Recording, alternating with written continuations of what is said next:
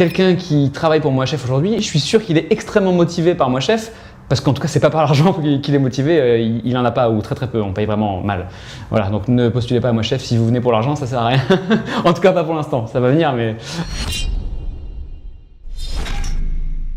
Notre mission, c'est de rendre accessible le savoir-faire des très grands chefs. Les très grands chefs vont co-créer avec nous une box qui est livrée tous les mois et qui va contenir des ingrédients très rares que les chefs utilisent dans leur cuisine. On va vous permettre de rentrer dans les cuisines de ces très grands chefs pendant une demi-journée et de faire une immersion totale en cours privé avec eux pendant le service. MoiChef, on n'avait vraiment plus du tout d'argent, du tout. C'était au point de devoir fermer la boîte. J'ai décidé d'écrire un article qui s'intitulait « Notre startup MoiChef n'a plus d'argent, quel impact sur l'avenir? Les explications ». Il a eu un impact extrêmement positif. On a eu des milliers de partages, de commentaires, d'emails qui ont été envoyés, alors que je disais à tout le monde j'ai pas réussi, j'ai pas d'argent. Parce que clairement, startup qui réussit, c'est une startup qui gagne de l'argent, c'est une évidence. Parti de là, je me suis dit, être ouvert, parler même des choses qui sont pas valorisantes, ça peut fonctionner, ça parle à des gens. Et un an plus tard, malheureusement, j'avais toujours pas d'argent et j'étais dans une situation particulière. En tant que PDG de mon entreprise, j'étais au RSA. Donc après le chômage, le RSA, vraiment une situation qui fait pas rêver et dont on n'a pas envie de parler en soirée. Et puis d'un coup, je me suis dit, bah attends,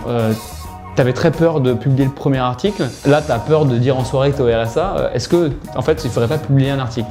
C'est comme ça qu'est venue l'idée d'écrire celui qui s'appelle PDG au RSA, meilleur job de ma vie. Il a eu un écho très fort dans la sphère entrepreneuriale, enfin dans la presse, autour de moi. J'ai très envie de continuer à être hyper transparent, ne serait-ce que pour l'impact positif que ça a sur d'autres entrepreneurs qui sont hyper contents de voir que créer une startup, c'est pas que lever des millions d'euros. Et ça, c'est le pourcent dont on parle, mais il y a les 99% dont personne ne parle parce qu'on n'a pas envie de parler d'une startup qui marche pas. Quelqu'un qui est dans un échec, il a l'impression d'être dans une situation honteuse et qu'il est le seul à avoir raté, alors qu'en fait, ne serait-ce que d'avoir créé sa startup ou son entreprise, peu importe, et de l'avoir emmené d'un point A à un point B, déjà ça c'est un énorme succès. Tous ces gens-là, c'est incroyable le bien que ça leur a fait et je le dis parce qu'ils m'ont eux-mêmes envoyé des emails en me remerciant juste d'avoir dit tout haut ce qu'eux pensaient tout bas. Donc oui, je vais continuer et ce que j'aimerais bien maintenant, c'est faire partie des 1%, j'aurais fait partie des 2, et faire partie des 1% qui annonce une belle grosse levée.